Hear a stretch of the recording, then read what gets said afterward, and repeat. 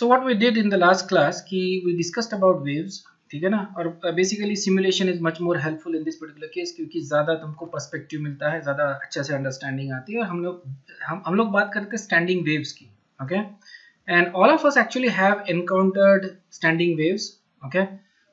Basic feature जो होते हैं, ओके, वेव्स के, वो अपन देखेंगे बेसिकली। इसको देखो डिटेल्स में अपन फिजिक्स में देखने वाले हैं, ओके। ये वेव्स के जितने भी, मतलब there is a lot more coverage in physics as compare to the, हम लोग सिर्फ वो देख रहे हैं क्योंकि हमको क्वांटम मैकेनिक्स की तरफ जाने का है। Remember we want to discuss quantum mechanics, तो इसलिए we need to look at these waves basically from that stand point, okay, because we want to discuss quantum mechanics. तो क्वांटम मैकेनिक्स में हमको वेव थियरी इनकॉर्पोरेट करनी पड़ती है। जब भी वेव की अपन बात करते हैं तो एवरेज पोजीशन जो होती है पार्टिकल की, ये चेंज नहीं होती। मतलब जो पार्टिकल है that is basically oscillating in up and down direction, okay. जैसे वाटर वेव्स होते हैं तो वाटर के जो पार्टिकल्स रहेंगे they are going to oscillate top and down, okay, up and down. और जब ये ऑसिलेट करता है तो ये अपनी एनर्जी ट्रांसफर करता है टू द नेक्स्ट पार्टिकल, और इस तरह से ये वेव अपने को दिखती है, ओके।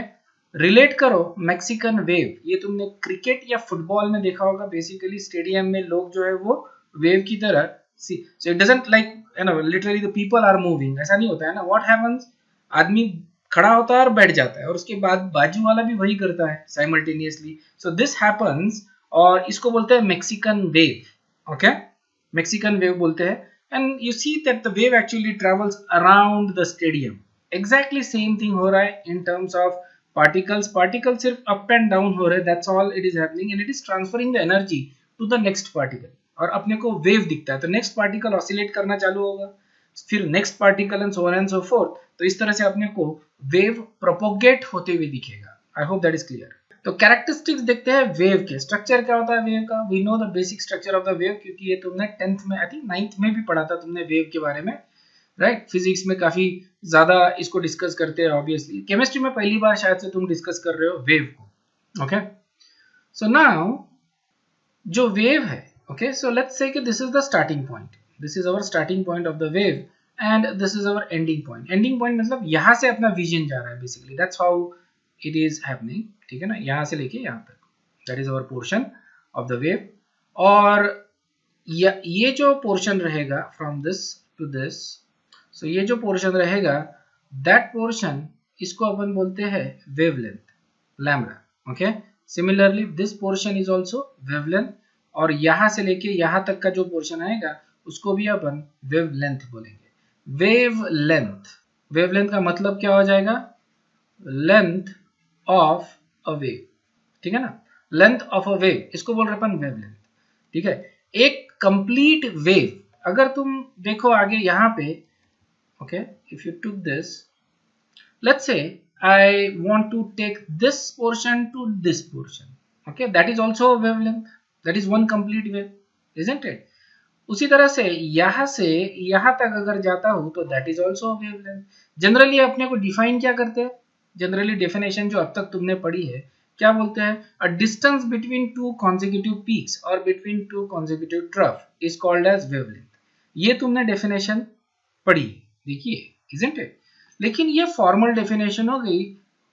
एक्चुअल अगर डेफिनेशन देखा जाए, ठीक है ना, एक्चुअल अगर डेफिनेशन देखा जाए वेव का, तो हम बोलेंगे distance between any two point that are in the same phase. Same phase में अगर कोई पॉइंट है तो उनके बीच का जो डिस्टेंस रहेगा उसको बोलेंगे अपन wave, okay. Say for example if I take this point, ठीक है ना, दिस पॉइंट, तो ये पॉइंट मान लो कि वेव इस डायरेक्शन में जा रही है, तो ये पॉइंट ऊपर के डायरेक्शन में जा रहा है, isn't it? In the wave, actually the particle is not moving. Remember, it's the energy flow. Okay, energy flow. तो पार्टिकल जो है that is basically oscillating at the same place, लेकिन ये एनर्जी ट्रांसफर कर रहा है to the next particle, so on and so forth. ठीक है, तो ये जो पार्टिकल है that is going in that direction. लेकिन अगर ये पार्टिकल देखा जाए तो is that in the same phase? ये सेम लोकेशन पे है but that is not in the same phase because इसका डायरेक्शन इधर है, ओके। अब अगर मैं ये पॉइंट देखूं या ये लाइन पे कोई भी पॉइंट देखूं तो this particles are going in that direction, but they are in the same direction but at not the same location. ठीक है? Then I come to this particular point, okay, and this point is going in that direction. तो यहां से लेके यहां तक का जो डिस्टेंस रहेगा उसको अपन बोलेंगे length of one wave. That is one wave, that is one complete wave. Okay, so that's how we define the wave कि two particles जो same phase में है उसको अपन बोलेंगे distance between these two particles are called as wavelength. अब मान लो if I take this particle, okay, and that's one wave, yes or no? अगर ये one wave है तो ये कितना हो गया, ये हाफ लैम्बडा हो गया, फिर lambda by 2, this is lambda by 2, isn't it? तो ये हाफ वेव हो गया. If you think about it, what I can do is, let's say for example, I take this portion. Isn't that a half circle? Obviously I cannot draw properly, मेरी drawing वैसे भी अच्छी नहीं है और ये डिजिटल पेन से drawing वैसे भी अच्छी नहीं आती. Okay, so that is one thing you gonna learn about me कि मेरी drawing is one of the worst in the class. In fact my handwriting is also really bad, okay, and I'm kind of proud of that. So this is another half. So what do you get if you connect the whole wave? You basically get a circle, isn't it? इसको अपन one wave बोल रहे हैं. This is a principle. ये हमको आगे काम में आने वाला है, ठीक है ना, अभी काम में नहीं है, लेकिन जब अपन क्वांटम मैकेनिक्स में जाएंगे तो ये वेव, ये जो प्रिंसिपल है कि अपन वेव को जब अपन कंप्लीट करते हैं we basically get a circle. Okay, ये अगर मैं इधर ओवरलैप करवाता हूँ that becomes basically a circle. This is basically one wave. तो ये जो डिस्टेंस होता है इसी में अपन इसको मेजर करते हैं, metre, centimetre, micrometre, nanometre, angstrom. Okay, micrometre जो होता है it is 10 to the power -6 metre. Nanometre होता है 10 to the power -9 मीटर और एंगस्ट्रॉम होता है 10 to the power -10 मीटर. ठीक है ना, तो ये तुमको ध्यान में रखना है basically, because these are the things that we often use, बहुत ज्यादा यूज करते हैं अपन वेवलेंथ के केस में. वेवलेंथ को जनरली अपन माइक्रोमीटर, नैनोमीटर या एंगस्ट्रॉम. आगे अपन देखेंगे कि हम जनरली यूज करते हैं नैनोमीटर या एंगस्ट्रॉम. नेक्स्ट जो चीज अपन यूज कर रहे हैं that is amplitude. That is amplitude. Amplitude is basically this distance, height of the wave, इसको अपन एम्पलीट्यूड बोलते हैं. If you remember last video में हमने बोला था amplitude is equivalent to what? Do you guys remember? So amplitude is equal to intensity. और ये अभी हम जो सिमुलेशंस देखेंगे लास्ट, इसमें अपन, मैंने तुमको वाटर का सिमुलेशन दिखाया था. अब जो मैं तुमको दिखाऊंगा I am gonna show you simulation with sound and light. Okay, same principles इधर भी अप्लाई कर सकते हैं अपन.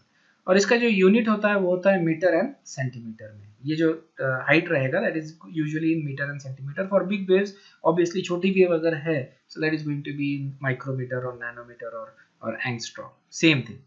Okay, next is the frequency. ये हमारे लिए बहुत ज्यादा इंपॉर्टेंट चीज है, फ्रीक्वेंसी. फ्रीक्वेंसी को हम डिफाइन करते हैं the number of up and down motion. That means क्या हो गया, ये number of waves, number of waves in 1 second. इसको अपन बोल रहे हैं सिंपल टर्म में frequency. Okay, so basically remember one wave, जैसे अपन बोलते हैं this wave is basically a circle. So जैसे this is rotating in a circle, इसको अपन बोलेंगे फ्रीक्वेंसी, इजंट इट? इसको अपन वेव बोल रहे हैं. सो एक सेकंड में कितने रेवोल्यूशंस होते हैं उसको अपन बोलते हैं frequency. So number of revolutions पर सेकंड. देखो फ्रीक्वेंसी काफी जगह यूज करते हैं. बाइसिकल की जो व्हील्स रोटेट होते हैं या जो गाड़ियां होती है उनके जो इंजन्स जो रोटेट होते हैं उसमें जो पिस्टन्स अप एंड डाउन जाते हैं that is also a frequency. Okay, तो काफी जगह अपन फ्रीक्वेंसीज यूज करते हैं. So it's basically number of revolutions और नंबर ऑफ साइकिल्स या number of waves per second. Understood है? Number of cycles, number of waves और नंबर ऑफ रेवोल्यूशंस पर सेकंड. ठीक है, इसको हम रिप्रेजेंट करते हैं पर सेकंड या फिर हर्ट्ज में. That is the unit. Okay, hertz को हम इस तरह से लिखते हैं, दैट इज हर्ट्ज. और इसके लिए जो सिंबल यूज करते हैं हम that is nu. It's a Greek letter nu बोलते हैं इसको. Okay, nu. So this is basically like a stylised V. ये होता है nu. Okay, this indicates frequency. देखो v जो होता है दैट इज वेलोसिटी. v जो होता है दैट इज वेलोसिटी जनरली. और न्यू होता है फ्रीक्वेंसी। ये और अलग अलग टर्म है, काफी बार कंफ्यूजन क्रिएट होता है। वी जब अपन यूज करते हैं वो न्यू के जैसा दिखता है। स्पेसिफिकली अगर अपन जैसे वर्ड में अगर यूज करें और इटालिसाइज करें तो ये जो सिंबल है that will basically look like a V, ठीक है ना। लेकिन ये थोड़ा सा अलग है, थोड़ा सा डाउनवर्ड आता है इस तरह से। सो दिस इज बेसिकली हम जो केमिस्ट्री में यूज करेंगे वेलोसिटी को c, we are not going to use velocity v for velocity, we're going to use c for velocity. Okay, c is also speed. Chemistry में we don't care, speed and velocity में हमारे लिए कोई difference नहीं है, at least not for me. Understood है? So the term we gonna use in chemistry is c for, so this was about frequency. तो अगर अपन देखें तो फ्रीक्वेंसी और वेलोसिटी, सॉरी फ्रीक्वेंसी और वेवलेंथ, इसमें डायरेक्ट रिलेशनशिप है, ठीक है। अगर मान लो कि वेलोसिटी कांस्टेंट है, स्पीड अगर कांस्टेंट है किसी चीज का, okay, if something is moving at a same speed, तो उस केस में if there is a wave that is moving at a same speed, तो अगर मान लो ये दो कंडीशंस है। पहले इसमें देखो वेव्स जो है छोटे हैं, ओके, छोटे वेव्स हैं, इजंट इट? तो वेव्स छोटे रहने की वजह से, वेव्स छोटे रहने की वजह से वेवलेंथ है ना, वेवलेंथ छोटा है। लैम्बडा कैसा है? And if that is the case, अगर वेवलेंथ देखो तो ये मान लो कि यहां से जो ड्यूरेशन है starting from here to here that is 1 second. ये 1 सेकंड का ड्यूरेशन है, मतलब 1 सेकंड में मेरे को यहाँ पे इतने वेव्स दिख रहे हैं। तो कितने वेव्स हैं, कैन यू काउंट? यहाँ पे वेव्स 1 सेकंड में कितने वेव्स दिख रहे हैं, मैं यहाँ से काउंट करूंगा। This is 1, okay, this is 2, okay, this is 3, 4, 5, 6, 7, 8 and इसको हाफ कर देते हैं 9, okay, so basically there are 9 waves in 1 second, okay, 1 second में 9 waves है, तो इसकी फ्रीक्वेंसी क्या हो जाएगी?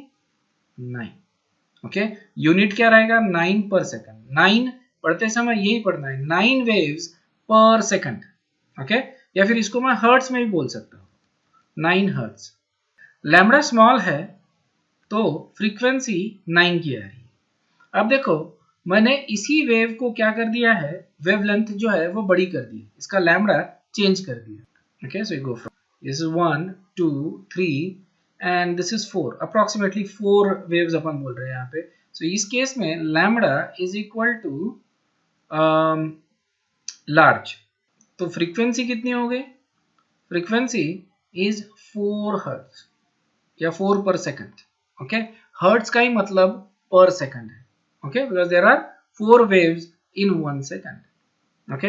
अगर मान लो ये 10 सेकंड का इंटरवल होता तो मैं इसको जितनी भी वेव्स है उसको डिवाइडेड बाय 10 करता।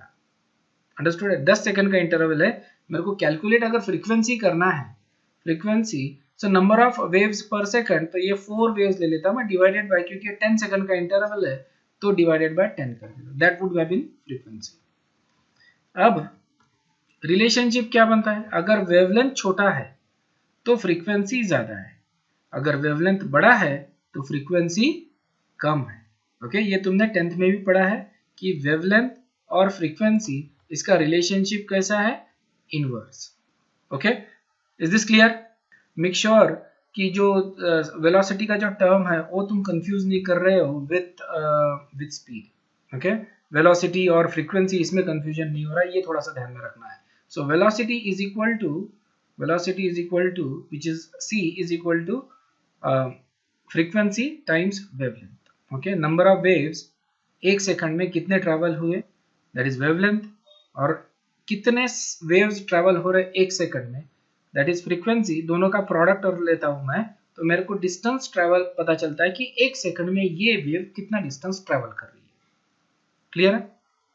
सो दैट इज वेलोसिटी। नेक्स्ट जो टर्म तुमको ध्यान में रखना है that is wave number. Wave number is basically inverse of wavelength. Okay, इसको थोड़ा समझ लो क्योंकि वेव नंबर जो है उतना मतलब इतना इंट्यूटिव नहीं है। It's a number of wavelengths पर सेंटीमीटर, इसको अपन बोलते हैं वेव नंबर। ठीक है, सो वेव नंबर का सिंबल होता है न्यू बार, इसको क्या बोलते हैं अपन? New bar. सो सिंबल तो देखो न्यू वाला ही यूज कर रहे हैं अपन, सो न्यू वाला ही सिंबल यूज कर रहे हैं हम यहाँ पे, बट यहाँ पे बार लगा दिया, सो इट बिकम्स न्यू बार।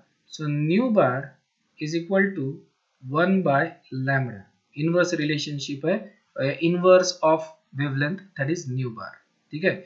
अब ये जो होता है wavelength that is number of length of a wave, isn't it, length of a wave, और इसका यूनिट होता है लैम्डा का सेंटीमीटर, मतलब ये इसका यूनिट क्या हो जाएगा, पर सेंटीमीटर या per metre, okay.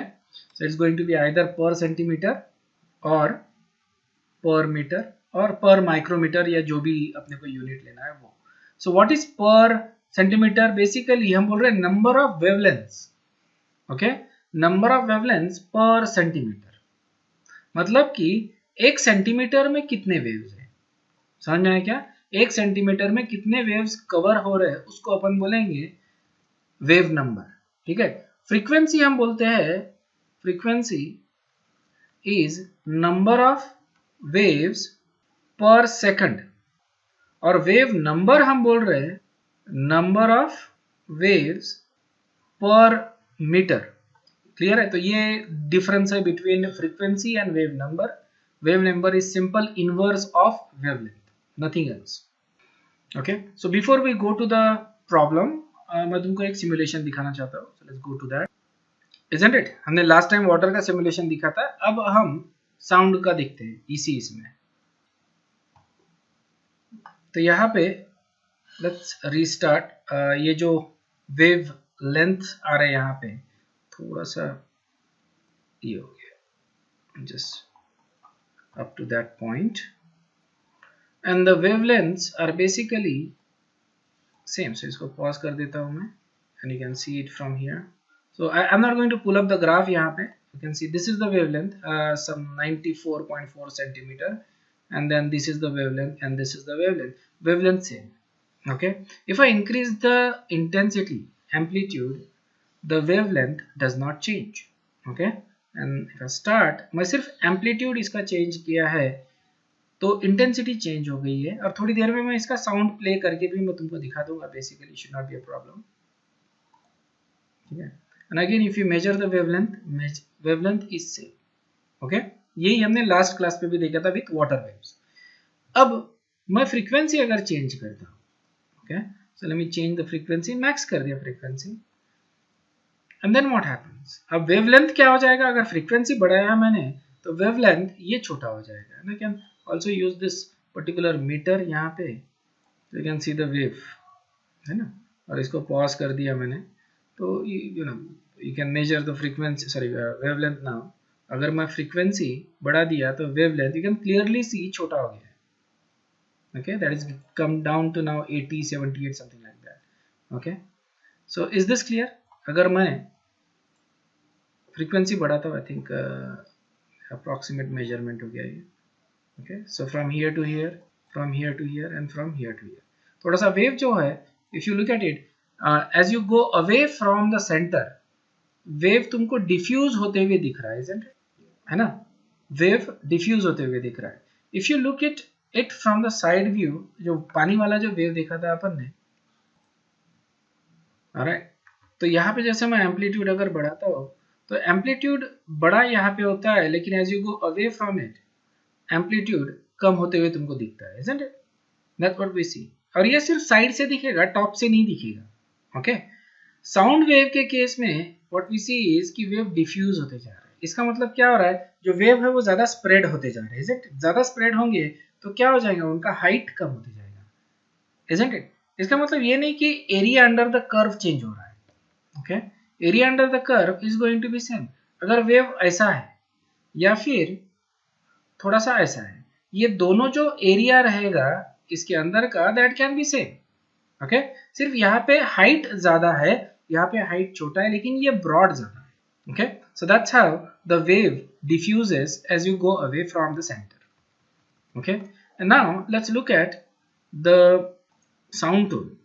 So I'm gonna bring the amplitude and frequencies to the center, make sure that you're wearing the headphone, थोड़ा सा irritate हो सकता है because it's a sound, yeah। So what I want you to just be little bit cautious, headphone थोड़ा सा loose करके रख सकते हो, I don't know how the sound is going to come। Now I'm going to increase the amplitude, okay। क्या हुआ? Very good, sound increased, amplitude बढ़ाया तो साउंड बढ़ गया। That is the job of amplifiers. Amplifier क्या करते हैं? Amplitude बढ़ाते हैं। एम्पलीफायर, एम्पलीट्यूड, इंग्लिश के वर्ड्स अगर तुम ध्यान से सुनोगे, इंग्लिश के ही नहीं, सारे किसी भी लैंग्वेज के वर्ड अगर ध्यान से सुनोगे तो आधा एजुकेशन तो वहीं पे हो जाता है ना। डेफिनेशंस वेफिनेशंस वहीं से समझ में आ जाती है। सो साउंड जो है वो इंक्रीज हुआ as I changed the amplitude, as I increase the amplitude, intensity increase हुआ। So let's again start with that. Okay, watch again. If I increase the amplitude, sound increase हुआ। Okay, अब मैं frequency change करता हूँ। So what I'm going to do is I'm going to increase the amplitude to the max, full कर दिया, amplitude को full कर दिया। अब मैं frequency को बढ़ाता हूँ। ओके, फ्रीक्वेंसी को बेसिकली कम ज्यादा करूंगा and observe what happens.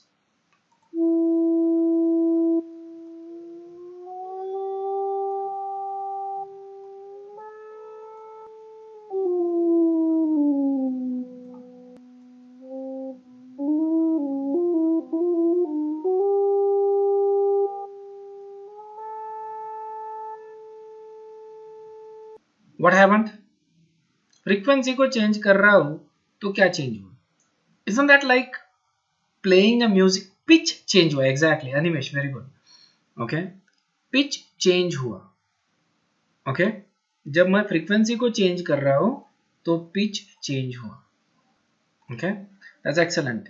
Pitch change होता है फ्रीक्वेंसी को चेंज करता हूं तो जो टोन है, जिसको म्यूजिक के टर्म में अगर बोला तो टोन चेंज हो जाता है फ्रीक्वेंसी को। Okay, alright, for example the difference between man's voice and a girl's or woman's voice। बताओ मेरे को, फ्रीक्वेंसी किसकी ज्यादा है, लड़कों की या लड़कियों की? Women's frequency is more, voice की फ्रीक्वेंसी जो है वो लड़कियों के ज्यादा होती है, थोड़ी सी ज्यादा होती है। It's not a huge difference, ऐसा नहीं कि 50% ज्यादा है, ऐसा नहीं, just a little bit. Okay, and that actually makes their voice high pitched. Okay, लड़कियों का जो आवाज होता है हाई पिच्ड होता है, और इसीलिए यू नो बॉयज और main can never win a debate with a woman. Okay, आवाज ही नहीं दी ना भगवान ने, जीतने के लिए जो आवाज चाहिए वही नहीं दी है तो कैसा जीतेंगे? Okay, isn't it? तो यू अंडरस्टूड दिस?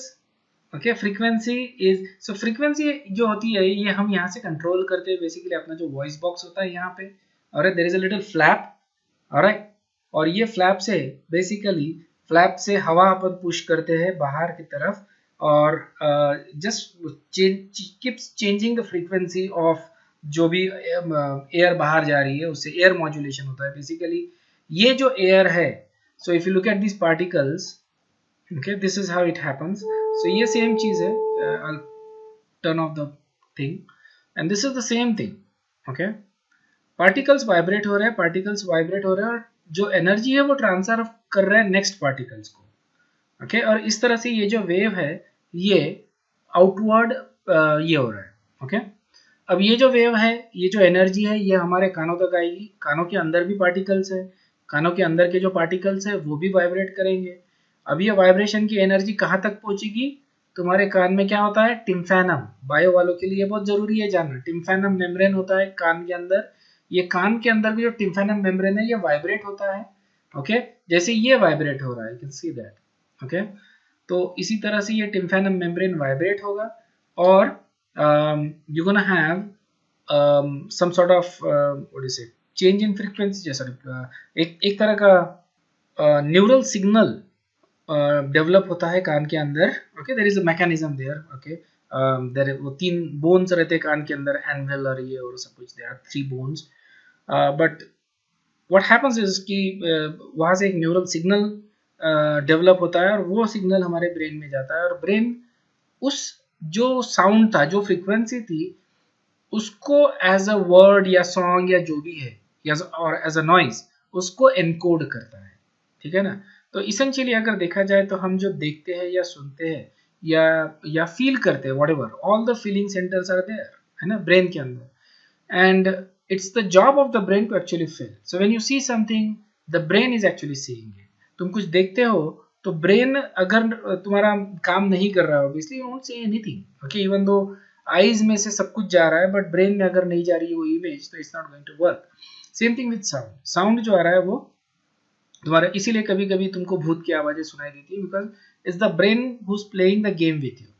ओके, ऐसा नहीं है बेसिकली, मतलब कभी कभी आवाजें सुनाई देती है अपने को, है ना. कभी कभी तो कुछ कुछ लोग बातें भी करते हैं अनजान लोगों से, इनविजिबल लोगों से बातें करते हैं. Okay, that also happens, but it's the brain actually doing the trick. और इस केसेस में वी यूजुअली से कि देयर इज अ केमिकल लोचा, isn't it, some problem with psychology, or फिर you treat it accordingly. Is this understood, everybody? Okay, so now if you look at the light simulation, यही हम light के साथ देखेंगे for same simulation.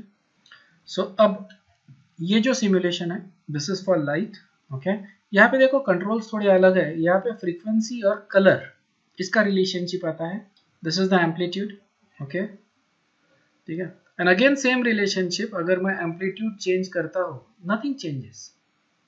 ठीक है ना, सिर्फ जो इंटेंसिटी है वो कम हो गई है. You can clearly see that. Side view भी सेम दिखेगा यहाँ पे. It's not going to, because it's a 3 dimensional thing, तो साइड व्यू और टॉप व्यू सेम दिखता है.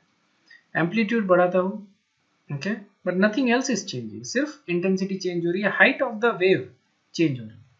जहाँ change the frequency, if I change the frequency, यहाँ पे मैं फ्रीक्वेंसी को डिक्रीज कर रहा हूँ. Okay, this is a decreasing frequency. इस साइड में डिक्रीज हो रही है, इस साइड में इंक्रीज हो रही है. And if I increase the frequency, हमको येलो लाइट मिलता है. Okay, green light, blue light, and then violet. ये पूरा अपना रेनबो कलर होगा basically. Alright, and simply by changing the frequency I can change the colour of the light. Is this clear? Okay, तो ये एक problem है, ये आप प्रॉब्लम सॉल्व करते हैं. This is based upon wave, it's not a difficult problem. I could give you to solve this, लेकिन अपन मैं ही सॉल्व करता हूँ. Just pay attention how I am doing it. मैं समझा के बता देता हूँ actually. Probably won't have to do the calculations. Okay, example देखो. Consider a water wave. Water wave है, a distance between two consecutive troughs is 10 meter. अगर distance 10 metre है दिया है टू कॉन्सेक्यूटिव ट्रफ का, मतलब ये जो दो पॉइंट है, ये दो पॉइंट के बीच का अगर डिस्टेंस 10 मीटर दिया है, मतलब लैम्बडा जो हमको दिया है that is 10 metre. Okay, if 4 consecutive peaks pass by stationary observer, ये थोड़ा सा ट्रिकी पार्ट है. ओके, अगर 4 consecutive peaks पास कर रहे हैं from a stationary observer in 1 minute, हमको पूछा है what is the speed of the wave and what is the frequency. 4 consecutive peaks मतलब कि जैसे मान लो कि ऑब्जर्वर यहाँ पे स्टैंडिंग है, दिस इज द ऑब्जर्वर, और वेव इस डायरेक्शन में जा रही है. Okay, so if this is the starting point, तो this is first peak, second peak, third peak और फोर्थ पीक. तो यहां से लेके यहां तक उसको दिख रहा है 1 मिनट में. अंडरस्टूड ना? This is 1 minute duration. हमको निकालना क्या है यहाँ पे, we need to find out. So हमको वेवलेंथ दे दिया है. ओके, और फ्रीक्वेंसी हम आसानी से निकाल सकते हैं, बिकॉज वी नो कि 1 मिनट में कितने वेव्स जा रहे हैं, तो हमको सिर्फ पर सेकंड के हिसाब से निकालना है. So easy to calculate frequency. We need to find the speed. Okay, अगर स्पीड निकालना है तो we need lambda times frequency. ठीक है ना, लैम्बडा ऑलरेडी दे दिया है. फ्रीक्वेंसी हम यहां से निकाल लेंगे फ्रीक्वेंसी, क्योंकि 1 मिनट में कितने वेव्स जा रहे हैं. So how many waves per second, sorry पर minute. So this is 1 wave, this is 2 and this is 3. 3 waves जा रहे हैं उस ऑब्जर्वर के पास से 1 मिनट में. तो टाइम क्या हो जाएगा, देखो 0 से लेके 60 तक है, isn't it? तो टाइम क्या, फ्रीक्वेंसी क्या हो जाएगी इसकी, frequency is equal to 3 waves कितने से कितने पीरियड में जा रहे हैं, 60 सेकंड में. Okay, so that is going to be the frequency, and then we can easily calculate the speed. Speed is equal to c is equal to nu lambda. Lambda भी हमको मालूम है और वेवलेंथ भी हमको मालूम. इज दिस क्लियर, अंडरस्टूड है किस तरह से इसको सॉल्व कर रहे हैं अपन. ओके, सो स्पीड देखो, स्पीड क्या हो जाएगा, speed is equal to c lambda. Okay, c is equal to nu lambda. Okay, so nu है 3 डिवाइडेड बाय 60, लैम्बडा है 10. ओके, सो इसका जो स्पीड आ रहा है that is 0.5 metre per second. And frequency आती है इसकी, you can calculate frequency in two different ways. यहाँ पे ऑब्वियसली थोड़ा सा उल्टा कर दिया मैंने, c डिवाइडेड बाय लैम्बडा किया है for that, but you can also calculate frequency 3 divided by 60, you get the same answer. Okay, it should, isn't it, क्योंकि इक्वेशन से उसी तरह से सेटअप की है। And if you look at it, the you know the working is correct basically, क्योंकि number of oscillations पर second कितने हैं, 0.05, okay, that is the frequency. Okay, तो एक मिनट में कितने वेव्स जाएंगे, 3, isn't it, 60 seconds times 0.05, that is the frequency। okay, so हमको नंबर मिलता है 3, which is the 3 waves is passing through 1 minute। okay, so that's how we solve this question। ये तुम्हारे लिए रिव्यू क्वेश्चन है। okay, read the question carefully and answer the question। Answer करने के लिए ये तुम्हारे लिए रिव्यू क्वेश्चन है। okay, read the question carefully and answer the question।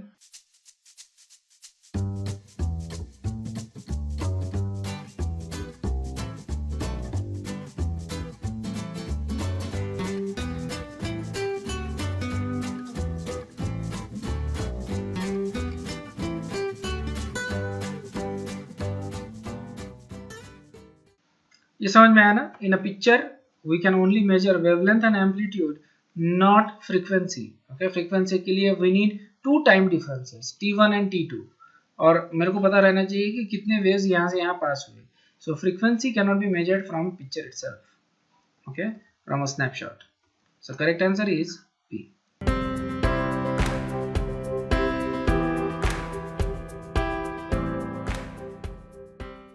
जो नेक्स्ट चीज हम लोग देख रहे हैं that is light and electromagnetic spectrum. Light के बारे में जानते हैं। ओके, ये भी तुमने 9th 10th में थोड़े बहुत आइडिया ले ली होगी। I don't know how much you learned actually in 9th and 10th, but you actually had a idea about light. Okay, electromagnetic spectrum में ये सारी चीजें तुमको मालूम है।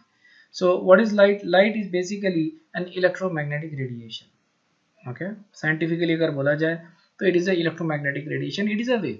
ओके, हमारी ये कॉमन अंडरस्टैंडिंग है कि light is basically a wave. आगे देखेंगे ये चेंज हो जाएगी understanding, but light is a wave. और साइंटिफिकली अगर बोला जाए तो it is a electromagnetic spectrum, okay, radiation. तो हमने देखा अभी तक कि जैसे वाटर वेव देख रहे हैं उसमें पार्टिकल्स ऑसिलेट हो रहे हैं, साउंड वेव्स में भी पार्टिकल्स ऑसिलेट हो रहे थे, isn't it? लेकिन what is oscillating in terms of light? Light के केस में क्या ऑसिलेट हो रहा है?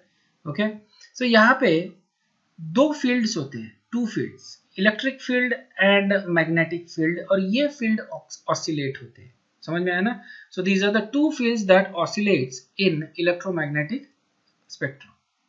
सो जैसे इलेक्ट्रिक फील्ड अगर चेंज होती है, इलेक्ट्रिक फील्ड अगर चेंज होती है तो it will cause a change in the magnetic field. Electric field magnetic field में चेंज करवाएगी और मैग्नेटिक फील्ड इलेक्ट्रिक फील्ड में चेंज करवाएगी। ओके, सो लेट्स से one of this is a electric field, जैसे ये blue is let's say magnetic field, तो ये रेड है इलेक्ट्रिक फील्ड। तो जैसे मैग्नेटिक फील्ड चेंज हो रही है वैसे ही इलेक्ट्रिक फील्ड भी चेंज होगा, और जैसे जैसे इलेक्ट्रिक फील्ड चेंज होगी वैसे वैसे मैग्नेटिक फील्ड चेंज होगी। ओके, इसको अपन बोलते हैं वैक्सिंग एंड वेनिंग मोशन। ठीक है, waxing and वेनिंग motion.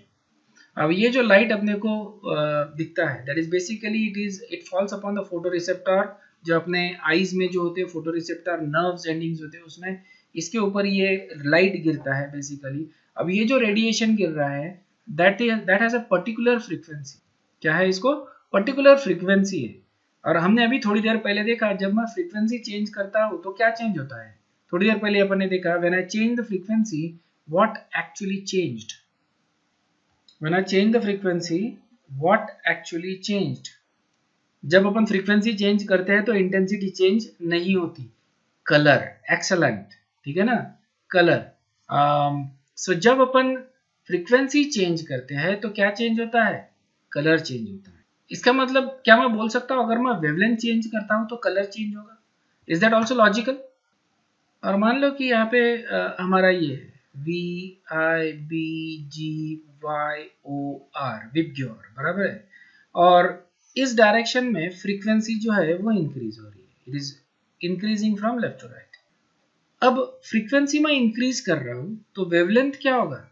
So wavelength decreases, frequency increases in that direction. तो अगर मैं फ्रीक्वेंसी जैसे इंक्रीज कर रहा हूं या वेवलेंथ डिक्रीज कर रहा हूं तो कलर मेरा इस डायरेक्शन में शिफ्ट होगा। Okay, I will go from red, orange, yellow to something like violet. ठीक है, तो अपन देखते हैं आगे भी इसके और भी स्पेक्ट्रम्स है, वो भी अपने को देखना है। सो होता क्या है कि ये पर्टिकुलर फ्रीक्वेंसी हमारे आईज पे गिरती है, उससे पर्टिकुलर रिसेप्टर्स ट्रिगर होते हैं और ये जो सिग्नल है ये हमारे दिमाग को दिया जाता है और दिमाग फिर उसको इंटरप्रेट करता है various different colours. That's all it does. Okay, और there is another area in the brain जो कोरिलेट करता है उस चीज को विथ इमेजेस जो अपने दिमाग में ऑलरेडी स्टोर्ड है, and that's how we identify images, persons, whatever. So this is basically the electromagnetic spectrum, पूरे के पूरा entire electromagnetic spectrum। ठीक है, इसमें सारे वेव्स आ जाते हैं, सारे वेवलेंथ्स आ जाते हैं, सारे फ्रीक्वेंसीज आ जाते हैं। ओके, सो सबसे पहले समझ लो कि if you go from right to left, okay, इस डायरेक्शन में जब जा रहे हैं अपन तो फ्रीक्वेंसी इंक्रीज हो रही है और वेवलेंथ डिक्रीज हो रहा है। ठीक है ना, वेवलेंथ डिक्रीज हो रहा है। तो देखो यहाँ पे लो फ्रीक्वेंसी आ रही है तो यहाँ पे हाई फ्रीक्वेंसी है। Okay, at the same time if you go from for a wavelength तो यहाँ पे तुमको दिख रहा है लॉन्ग वेवलेंथ, क्योंकि लो फ्रीक्वेंसी है तो वेवलेंथ कैसा रहेगा? ज्यादा। और अगर हाई फ्रीक्वेंसी है तो वेवलेंथ कैसा रहेगा? छोटा। Okay, at the same time यहाँ पे तुम देखो क्या दिख रहा है? एनर्जी इंक्रीज हो रही है। ये ध्यान में रहेगा, रखना ही पड़ेगा। एनर्जी क्या हो रही है? इंक्रीज हो रही है। तो इंक्रीज कैसे हो रही है? जब अपन फ्रीक्वेंसी को चेंज करते हैं, फ्रीक्वेंसी इंक्रीज करते हैं। ओके, फ्रीक्वेंसी को इंक्रीज करते हैं या फिर वेवलेंथ को डिक्रीज करते हैं तो एनर्जी इंक्रीज होती है। ठीक है ना, आगे हम इसका रिलेशनशिप देखेंगे with wavelength and frequency, energy का रिलेशनशिप है। सो this is basically electromagnetic spectrum. Okay, और ध्यान से सुनो। Okay, this is very important क्योंकि ये तुमको फिजिक्स में भी आएगा। Okay, so this is basically a long wavelength low frequency spectrum. ठीक है, तो ये पूरे के पूरा जो है स्पेक्ट्रम, इसको अपन बोलते हैं electromagnetic spectrum. It is made up of electric and magnetic waves, electric and magnetic field. Okay, waves बोलने के बजाय अपन बोलेंगे इलेक्ट्रिक एंड मैग्नेटिक फील्ड। तो स्टार्टिंग वाला जो पोर्शन है that is radio waves. Okay, तो रेडियो वेव्स जो है ये स्टार्टिंग में आता है। बेसिकली ये अपन यूज करते हैं for sending radio signals. Radio signals के लिए अपन इसको यूज करते हैं। टेलीविजन सिग्नल्स जो होते हैं, रेडियो सिग्नल्स उसमें यूज करते हैं। जो अर्ली जो फोन्स यूज किए जाते थे अपने, उसमें रेडियो वेव्स यूज किए जाते थे। ठीक है ना, अब जो हम थोड़ा सा यूज करते हैं that is slightly on this side.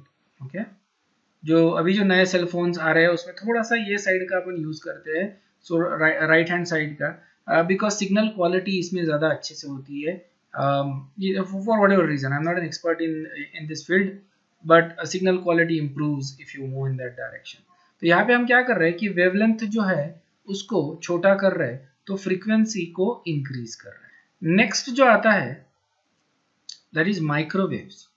Microwaves तुमको मालूम है कहाँ यूज होते हैं? हीटिंग इफेक्ट होता है इसका, यहाँ पे यूज करते हैं। लेकिन सारे माइक्रोवेव्स में हीटिंग इफेक्ट नहीं होता। स्टार्टिंग के जो माइक्रोवेव्स होते हैं they are quite harmless. Okay, लेकिन हाई एनर्जी माइक्रोवेव्स, मतलब ये वाला जो पोर्शन रहेगा माइक्रोवेव्स का, they actually have heating effect. इसको अपन माइक्रोवेव में यूज करते हैं because they heat up the particles. ठीक है, अब ये जो माइक्रोवेव्स होते हैं इनके अलग अलग पोर्शन, इनके अलग अलग एप्लीकेशंस हैं। कुछ माइक्रोवेव्स टीवी सिग्नल्स में यूज किए जाते हैं, सेलफोन सिग्नल्स में यूज किए जाते हैं। सोनार जो होते हैं, रडार सिस्टम जो होता है उसमें यूज किए जाते हैं microwaves. Is this clear? Understood है क्या? नेक्स्ट आता है पोर्शन इंफ्रारेड वाला। ठीक है, you don't actually need to remember the entire frequency range. ठीक है ना, आई रिमेंबर कि when I was in college I actually tried to remember all this. Probably one did, I don't even remember now. लेकिन पूरा range याद करने की जरूरत नहीं है। इट्स वेरी अनलाइकली कि ये एग्जाम में तुमको रेंज पूछा जाएगा। ठीक है ना, you just need to know the order in which they are occurring, an approximate frequency range अगर ध्यान में रहती है that is fine. Infrared, IR spectrum जिसको बोलते हैं अपन, IR इंफ्रारेड। ठीक है, इंफ्रारेड जो है ये रेडिएशंस हम लोग इमिट करते हैं, animals. This are associated with heat radiation. Heat radiation तुमने कभी ये मिलिट्री में देखा होगा ना, मिलिट्री के जो इंफ्रारेड गॉगल्स आते हैं, इजंट इट? इंफ्रारेड गॉगल्स आते हैं, नाइट विजन गॉगल्स जिनको बोलते हैं, so you can see that infrared में दिखता है। Okay, so that's basically because of the fact that हम कोई भी लिविंग ऑर्गेनिज्म है, it is going to radiate heat. Living organism it is going to radiate heat, और ये heat हमको इंफ्रारेड रीजन में दिखती है। अंडरस्टूड है? So we actually emit waves, ध्यान में रखना, we are emitting waves in infrared region, और ये जो गॉगल्स आते हैं they actually see that in that region, they can see the energy spectrum in that region. Clear है? नेकेड आइज को दे आर इनविजिबल, ठीक है, infrared, and then we get our visible spectrum. Okay, visible spectrum में okay we know we have VIBGYOR जो होता है, इसको अपन बोलते हैं। So start with red and violet.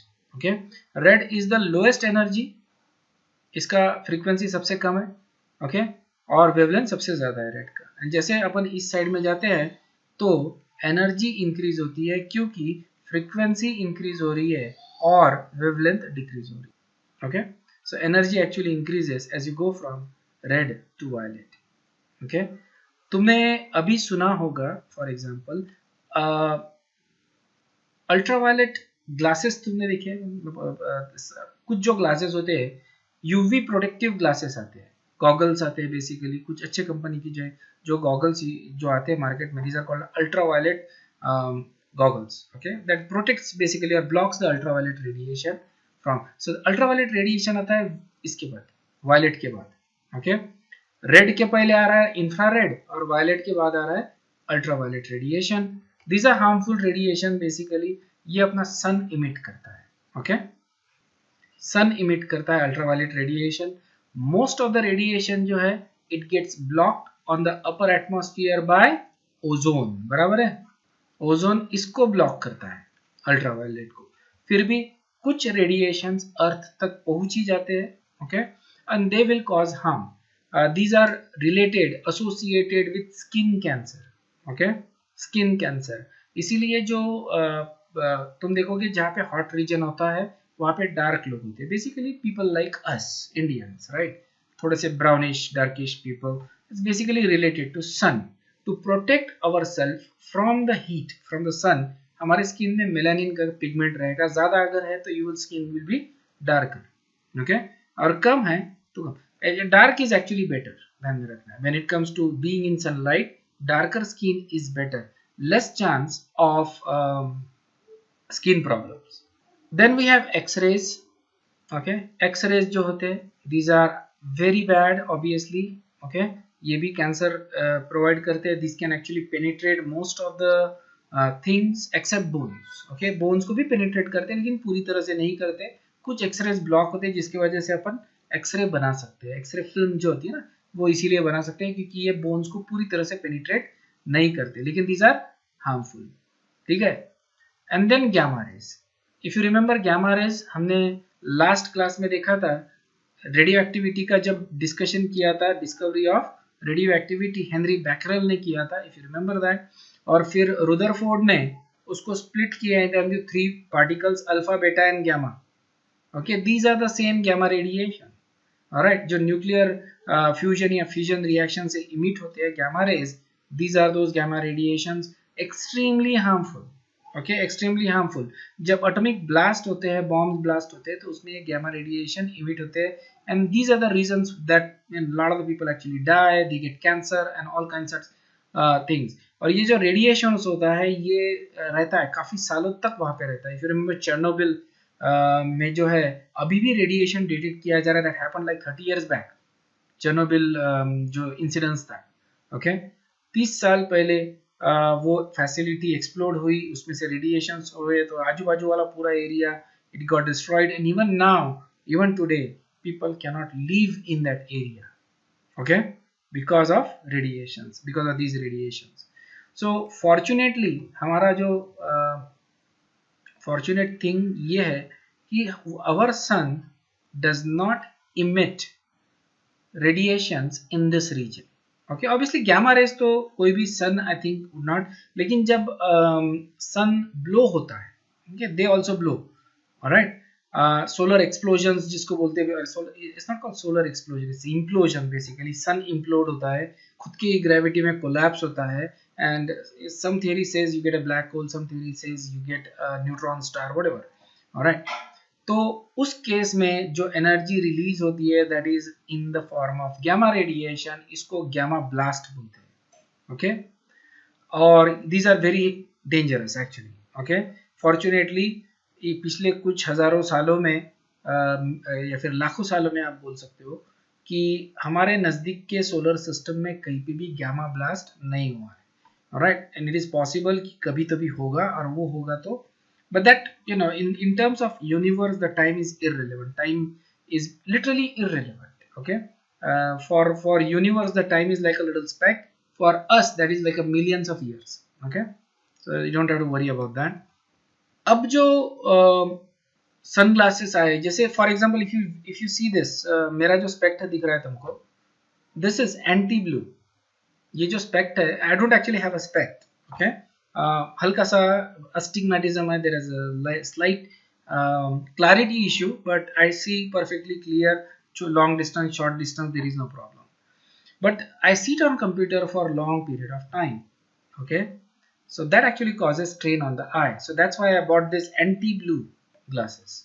So you understood the logic behind me buying this anti-blue glasses, okay. It is blocking some of the blue region, okay. It's not, it doesn't block the entire region actually, लेकिन कुछ जो reason है उसको block करता है, जिसके वजह से एनर्जी वाले जो रेज होते हैं वो ज्यादा मेरे आंखों तक नहीं पहुंचते, and it works. And you know, I don't know basically it should or it shouldn't, but I feel कि it is better, okay. Anyway, so that's our electromagnetic spectrum. ये स्पेक्ट्रम तुमको थोड़ा ध्यान में रखना है। Basically order starts with radio waves, and as you go towards the gamma rays, frequency increases, wavelength decreases, at the same time energy increases, energy increase हो रही है, we can clearly see, all right. So radio waves you can say are the least harmful rays, उसके बाद ये microwaves, infrared, ultraviolet, x rays, gamma rays, इस तरह से। जो visible spectrum है that is basically a very thin slice of this entire spectrum।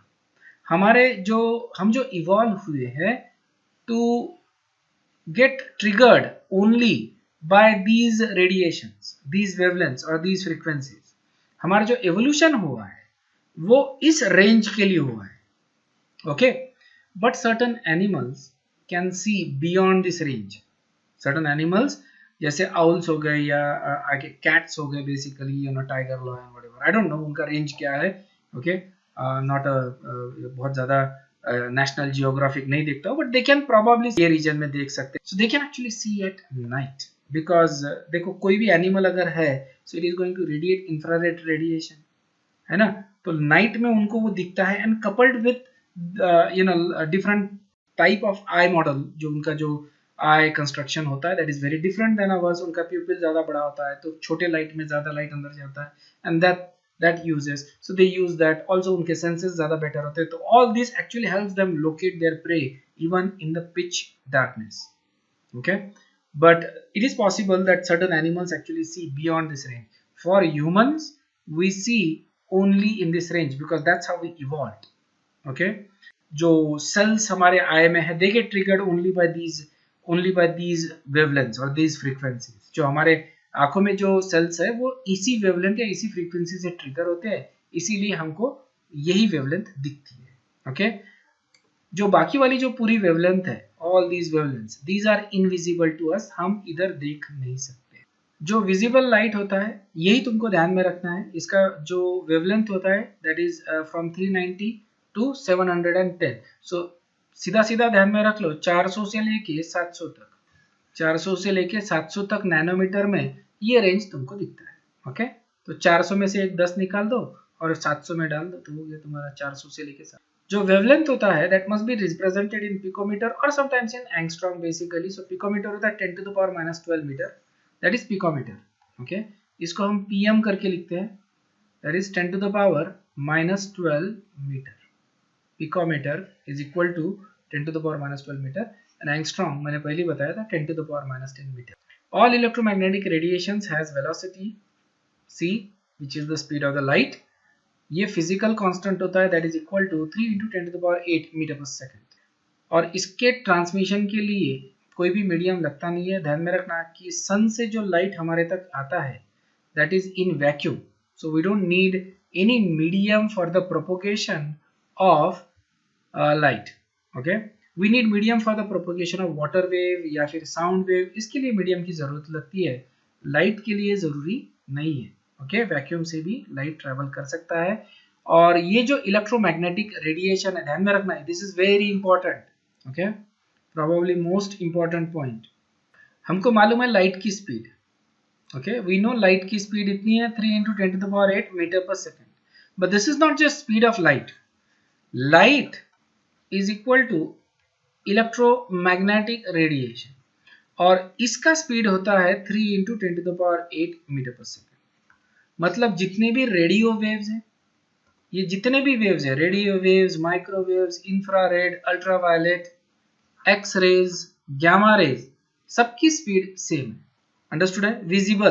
Visible light सबकी speed same है, that is 3 × 10⁸ metre per second. Okay, change क्या हो रहा है? Frequency and wavelength. फ्रीक्वेंसी हो रही है चेंज तो कलर चेंज हो रहा है, और वेवलेंथ चेंज हो रहा है। तो इसको अपन नेक्स्ट इसमें डिस्कस करेंगे। सो this is the end of this today's class. Next इसमें अपन एनर्जी, रेडिएशन, कंटिन्यूअस स्पेक्ट्रम, ये सब तो लाइट के ऊपर ही फोकस रहेगा अपना नेक्स्ट क्लास में भी। So you gonna see that in the next class. Okay, I hope everything is clear. Thank you very much. Okay, bye.